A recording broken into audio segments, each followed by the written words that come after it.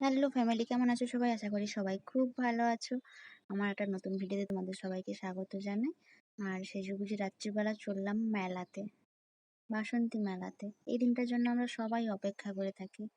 পৌঁছে গেলাম শ্রীরামপুর বাসন্তী পুজো মণ্ডপে। তো ক্যামেরা ধরতে কেমন লজ্জা লাগে সবার সামনে।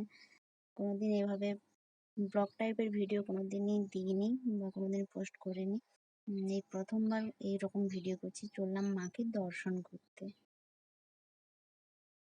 কত হরিলোকের বাতাসা। মাকে দর্শন করা শেষে চলে গেলাম ওই পুকুর ঘাটে। পুকুর ঘাটে একটা জিনিস করেছে, চলো দেখবে। দেখো, পুকুরের মাঝখানে বাবা মহাদেব বিরাজ করছেন। খুব সুন্দর ভিউটা।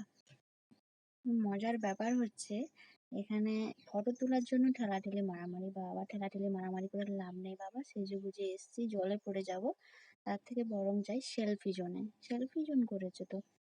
সেলফি জোনে গিয়েও দেখি সেই একই অবস্থা। এখানেও সেলফি তোলার জন্য সেই ঠেলাঠেলি হুড়োহুড়ি। তো বর বাবুকে বলেছিলাম কয়েকটা ফটো তুলে দাও। তো হয়ে গেল ছোট্ট একটা 2 মিনিটের ভিডিও। তো ক্লিপটা নিয়েই নেওয়া যাক। ভিডিও ক্লিপটা নিয়ে এলাম, নিয়ে চলে এলাম। এখানে বাচ্চাদের প্রোগ্রাম চলছে।